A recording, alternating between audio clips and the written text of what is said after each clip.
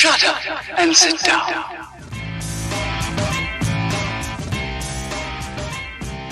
All right, we are back, lightning round edition with Sam Dekker and guest host Olivia Harlan Dekker. You're making some rounds again. I caught wind through my co-host over there that you've been doing some workouts in the NBA. What's going on? It's been a whirlwind. I mean, the past 2 years playing in Russia and Turkey, it's exciting. We're really optimistic where we're at. This past year and a half has been great for us in getting some traction. So. We're really optimistic on where we stand right now, and hopefully I'll be in a uniform soon.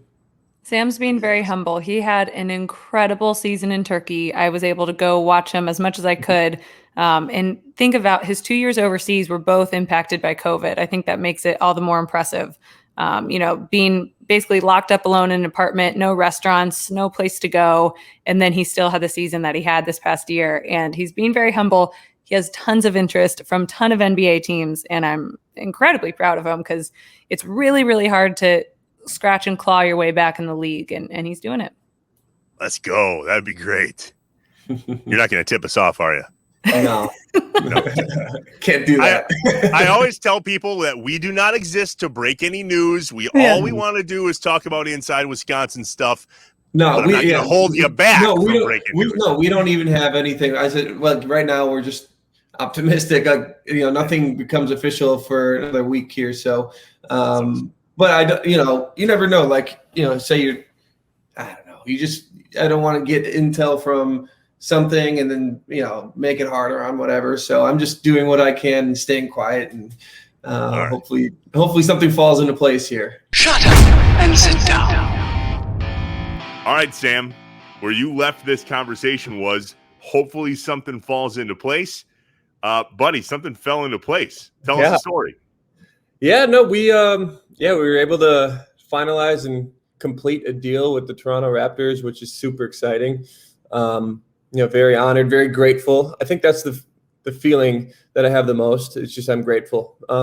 Just the route I've taken and the roller coaster to get back to the league where I feel like I belonged, just makes you really appreciate that journey. So, we were trying to, last time we talked, we were just hoping we'd hear something good, and then free agency started, and, 2 days later we were able to complete a deal. So, really appreciative to the staff and the front office in Toronto. They've been watching me all year from what they told us, and, got a chance to work out for them, and it's like I said, it fell into place. So it's such a blessing, and couldn't be more excited. How many different teams, Sam, did you work out with, knowing that you indeed were trying to get back in the league after 2 really, really good years overseas? Yeah, I actually only worked out with Toronto and Boston. We had about 4 or 5 other teams set up. We were never able to get in front of every team we wanted to, but those, there was about 6, 7, 8 teams throughout the entire season that had been responding positively to film and video breakdowns and game tapes. So you kind of hear that over the course of the year, and that kind of gives you a boost. And Toronto was one of those teams that I had been told was watching me a little bit. So it's all part of the story, part of the journey, and it was really cool to see that all come into place. And free agency is very nerve-wracking. I've been through a bunch of them, and I've been through free agency where my phone doesn't ring at all. And August 2nd, to get a couple phone calls that day and just be like, hey, we're working on this. It was the first time I actually felt very excited during free agency. That was pretty cool. That is cool. I hear Canada and Wisconsin have a lot in common, right? I heard nice people and love their sports. It's so unique, though, just in talking with some of the Raptors guys and some of the people that work within the team. The pride that Toronto, but the entire country has for the team, especially like a couple years ago when they won it all. You got to think it's the only city in an entire nation that has a team. So even if you're not a big basketball fan, if you're in Winnipeg or Ottawa or are mostly a hockey fan or Calgary, you can still feel like oh, this is our team, for this spring, this summer, as they're doing this playoff run. And I heard it was just incredible, just the support they got from the entire country. So I'm really excited to be a part of that. Every time I had an away game in Toronto, the stadium's packed, the fans are crazy. So I'm really excited to be in a Raptors uniform and experience that, as one of the good guys. Back in number 8, who had 7 and 15? Well, 7 is Kyle Lowry, who is the greatest Raptor of all time. So that's one of those, I'm not going to touch that type of things. 15, I wore 15 in college, and I also wore 15 in Cleveland. That was never one of my numbers growing up. My brother wore that, so it was available at Wisconsin, so I wore it. 7 and 1 are my favorite numbers. Put those together, you get 8. I like a single digit. I wore 8 in Washington, so it's a number I've worn before, so I'm comfortable in it, and I think it looks nice. So how's Liv doing with this? I mean, it's a little bit closer than Turkey per se. Yeah, she loves it. She loves it. We haven't gotten the whole,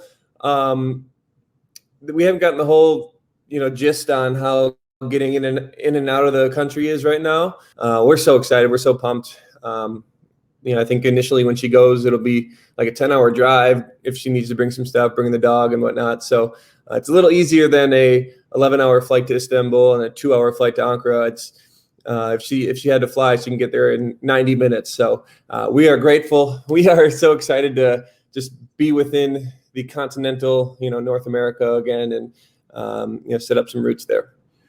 All right, one last piece here. I love that you put on Twitter, the journey is the reward. Mm-hmm. What's your message, Sam, to people watching this that are like, damn, I just can't get over the hump? I mean, you've had a hell of a roller coaster ride, like you just said. How do you put it all into words? Yeah, actually, my father-in-law said the journey is the reward in his wedding speech at me and Olivia's wedding. And he has been saying that to Olivia and Haley, Abigail, and Robert, their kids forever. And it's so true. And that resonates with me as well, because there's so many times journeys can be up, down, peaks, valleys, throwing you for a loop. And you always wonder, like, why me, or why am I going through this struggle? Why am I, being tested like this, instead of looking at it the other way, saying, think about how much stronger I'll be after this test, or think about the lessons I'll learn from screwing up doing this, or, the scars I'll get from, putting in the extra effort through this. That'll make me a little tougher, a little more calloused. I think in life, it's important to get kicked in the teeth sometimes. You got to be able to be uncomfortable and still live your life the way that you want to. And I think I needed to learn that.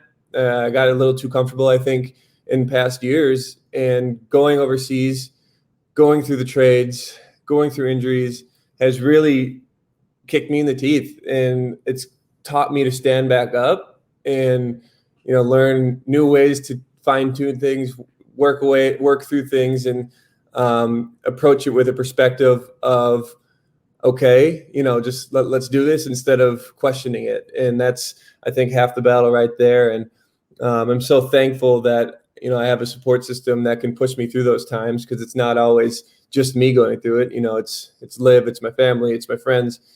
And when you have close people like that helping you and lifting you up, it makes that job, so much more rewarding. And when you come out on the other side, I'm nowhere near all the way through the other side. I have a lot of work to do, but it just makes the little victories so much sweeter. I'm sorry if that's long-winded, but that's kind of where my mindset is at. And, the journey is the reward. And instead of always reaching for something, take many victories in each little moment.